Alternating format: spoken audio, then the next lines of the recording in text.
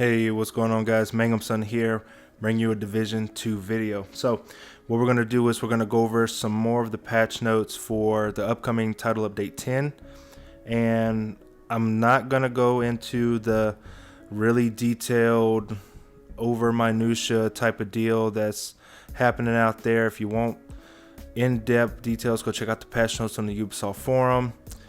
But just like all my other videos, we're going to get into this one and talk about what's changing, gameplay changes in the Division 2 for the update. So they have a loot update that they're going to do, right? So what they did is that they're going to add general loot to all Season 2 weapons, gear, and general loot pools. And the thing that gets me is the next one that they target is targeted loot. Increase targeted loot drop chances for all missions and control points. So why wasn't this a thing before? And this answers a lot of questions that probably many people out there had. Was, why am I running this mission 50 million times, getting an LMG when I'm actually going after an assault rifle? Why am I getting numerous backpacks when I'm here trying to get an SMG? And so on and so forth. It has taken me over, I don't know, a year to get the Merciless. Finally got the Merciless, the exotic rifle, the Merciless, but I didn't get it myself. One of my clan members got it, dropped it for me. Thank you for doing that. And I've run the Jefferson Trade Center, the Hyena missions, or wherever you're supposed to get this thing from, targeted loot areas to try to get this gun, and to no avail. I never got it. And in one of my runs of that, I ended up getting knee pads. So go figure. So now that the increased targeted loot drop chances for all missions and control points has, or is going to be updated, I guess that's a good thing for the community, but it should have been better to begin with. I've been trying to get the Merciless exotic rifle longer than most people have been in relationships. It's ridiculous, just saying. So if being in the game, the targeted loot system, if being standard is now the new update, well, let's hope that we get better drops and more of what we were actually looking for. So now we go into what they have is the loot from New York City is going to come. The loot from New York City is going to come into DC. So the Hanayu, the Cheskavov, the other gear pieces over there, Grupo.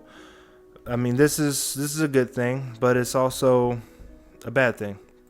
So why is it a bad thing? This means that there are so many missions in the game, but we have so many pieces of gear associated to those missions already. The only thing that I see that this fixes, let's say if the classified missions ended up getting targeted loot, that would give them some replayability, and then that would give people more of an incentive to purchase the season pass. But for those who've purchased the season pass, I mean, we've already gotten shafted with not being able to upgrade the Lullaby, the level 1 Lullaby, or the level 1 Roofless that we pre-ordered and got for reasons. And at the same time, I can't break that down. I can't mark it as junk. I can't sell it. I can't get exotic materials from it. So what are season pass owners getting above the regular amount of people? You know what I mean? We put money into the game. We support the company, but they don't want to support us playing it by not giving us the option to do something with an item that we pre-ordered it. Now, going back to the loot from New York City into DC, it's going to take away from some of the loot that's already there. So if you're looking for Fenris, I mean, maybe you have to go to New York to do that, to go get the Fenris or what have you. If they're shuffling it around, okay. I mean, New York is cool, but not many people like playing in that environment because the map is small, so enemies are just kind of like everywhere. They're everywhere and they're on top of you. And getting from point A to point B and doing the missions. The missions are a bit more complicated, and there's nothing wrong with things being complicated. It's just, like if you got to go into a mission and fight Theo, that mission's pretty annoying. All the other missions are kind of cool, but it's always the Theo fight. I don't know who else out there can harmonize with me, but that peekaboo shit that he be doing, and how the mission is elongated because of that, and then you can't burst damage him while he's over there in his hut. Like, I don't know. It's just, it creates a feeling from Destiny 2 that the fight is stretched out because of an immunity phase. So that's all I have to say about that with Theo in general. So now, if we were to get an update to the targeted loot system with, okay, go back to classified missions, and the classified missions now can target gear such as, tip of the spear, ongoing directive, negotiator's dilemma, and what have you. So then that gives an extra added bonus to those who actually purchase into the season pass. And then if you're looking for those specific pieces, you go rerun those little missions and you get your gear, and you can farm for it a bit more effectively instead of going to that one mission that has the green gear and everything is dropping. I'm getting 8 pieces of Negotiator's Dilemma gloves and striker sets that I'm not using, and aces and 8s. I don't use any of that shit. Just give me a better targeted farm for the gear. The brand sets, cool, but for the green pieces of gear, for the gear sets themselves, I really just want them to let me be the type of farm that I want to do. I feel like you're not giving me any agency over that with you putting all the green pieces of gear in a one mission, and that's crammed with it. So now I have to run that mission 15 times to get a Negotiator's Dilemma backpack, and I don't even know if I want to use it, but I can't even try it because I'm getting everything else. So it's just, it's a little disheartening to know that they have things in the game and they have assets that they're not using, and they have assets that are broken that should be on the fair amount. They should be better, such as Cassie Mendoza. Cassie Mendoza is supposed to be the equivalent to a Zur from Destiny 2 into the Division 2. She's supposed to have this good ass gear. She's supposed to have named items, and she's just supposed to be like this super hard person and this desirable person to go find. But her weapons are mediocre at best. Her named items are usually shit if you don't already have them. But I mean, and then you have to go find the snitch, and the snitch can be in one of, I think he has like 50 spawn locations. Who's doing that? I know me personally, I go out there, I go to the same 5 to 6 places that I think that he'll be, and if he's not there, I log out, reset my world, and then I go right back to the same few places that I'm thinking that he's going to be at. And if he's not there again, I log out of the game, reset his spawn location, and I just keep doing that until I find him. Because he shouldn't even be in the game per se. He is extremely annoying to find, and he moves. He can move. He's a human in the game, and he walks around.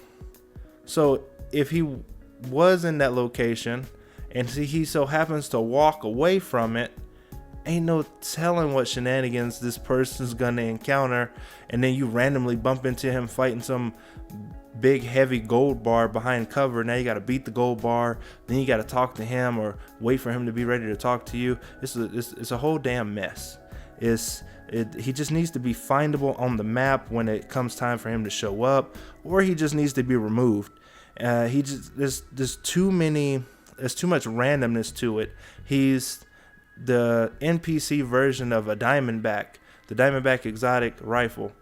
It's just random as hell, and nobody wants to fuck with it. And if it was better, everybody will be on it. So if Cassie Mendoza is such a desirable NPC to find, and she's only here during a certain amount of time on a random Wednesday. So, go figure. She's just here on Wednesday and closes shop on Thursday. So I don't know if life was regular out there. Who's gaming heavily on a Wednesday to go find somebody? People got work and shit to do. No, you don't want to attach it to a Friday or a Monday or I don't know, any other day besides the random Wednesday. So you get a bounty from them. Nobody does the bounty. They're going to fix the bounties. And hopefully the bounty that he gives us, it's going to scale with the world tier and what have you and whatever. But if the reward isn't there, then still ain't nobody trying to fuck with this dude. No one's trying to fuck with Cassie. No one's trying to fuck with this bounty. No one's trying to do this shit. No one's trying to do any of that. They just ain't going to do it. But finding Cassie, again, I'm going to just go back to that. She should at least have, one piece of God rolled gear, 2 stats minimum or maximum, whatever. She should have some type of God roll something. So for those who can't get up to the heroic content, and for those who aren't going to spend 3 hours on a legendary mission with extremely sweaty people doing things, because legendary missions, I don't know if you've ever been in one, but they kick your ass if you aren't playing the game the way that the game says that you should be playing it, and which is extremely dodgy and behind cover all the time, and with at least 5 heals going at the same time, and everyone needs to be doing DPS, but everyone needs to stay behind cover. It's a goddamn mess. So for those who got the big horn doing the legendary mission, hats off to you. So the snitch bounty should be a really good bounty. For all the effort that I took to find this dude, it should be a heroic at minimum, and it should award a chance at a named item.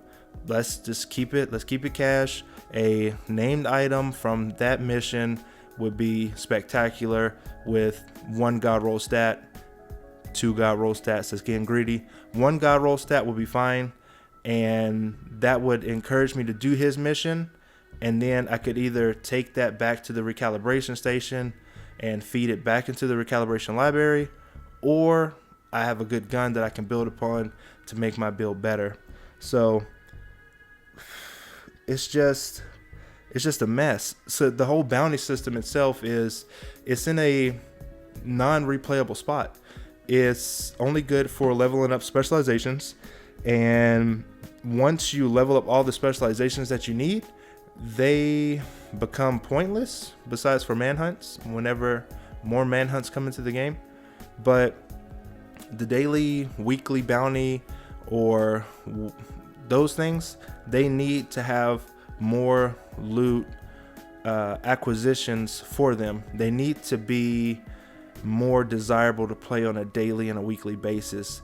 The weekly clan one, for those who are in a clan, if you're at a high clan level, forget what level they can actually get up to. My clan's at, I think the max, let's say 30. 30, 60, something like that. If the clan's at the max level, they should be able to, their clan bounty should be heroic at minimum, legendary at best, and it should award an exotic cash upon completing it. And it has to, let's say it has to be completed with clan members, create more of a pain point for people to actually do it, create that reward for those who want to play together and who's embracing the game's functions and what the game is trying to promote, which is to play better together. Heard that before. So, but the game creates so many barriers for people to play together that it's easier to run it solo. Challenging, heroic is, heroic's the new challenging, and you can do those solo. You have less enemies. You have more control of the map. You can burst damage things down. It's all in a good day. But when the content increases by 4 players and you have to do something in that, you should be rewarded for playing with your clan members, on not just for getting in the clan or having a high clan level, but even taking the top spot in the clan for the week should award you with something. I'm not saying an exotic cache. We already have 100 different ways of getting exotic caches into the game, but give that person a named item or a top of the charts rewards cache for doing it. So create some competition within the clan, so more people will want to keep trying to shoot for that top spot, which keeps more people in the game playing. So if I look at my leaderboard and one of my buddies, Black Man, he takes the top spot he's got millions and millions of points on the board. I'm trying to come after that guy now, because I'm going to get rewarded with something for being number one for the week. And being number one is a good feeling. So all in all, we have all these changes coming and all these updates and to the weapons and the bug fixes and all this. It's a big undertaking of the project and a big update to the game. And it's a welcome change, but we're not tackling some of the littler issues that we have with the game, which is massive rewarding us for our time spent. And yes, they're giving us 110 ways to Sunday to get more exotic caches. That's cool. You know, I don't know how many of you guys are out there still looking for Sawyer's knee pads or a tardigrade chest piece and it just ain't dropping.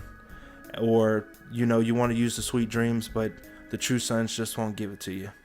So the thing that I want to see more updated in this game is the respect for the player when it comes to playing the game and doing it in the way that they want us to and getting rewarded for it. So the title update 10, the PTS phase 3 is going to come out a little later. I don't know exactly what time. I'm not playing the PTS. I'm a PlayStation 4 player, and I don't get that privilege because of reasons unknown to me. So that's gonna do it for the video, and I just hope you guys can understand where I'm coming from with this frustration and seeing to see if anybody will hear that the little guys like me out here playing the game just want to be heard that our time spent in the game is worth the risk of putting so many hours into it. So, okay, with that, all good things must come to an end. Please like, share, and subscribe. Trying to get to 50 subscribers. And I'll see you in the next one.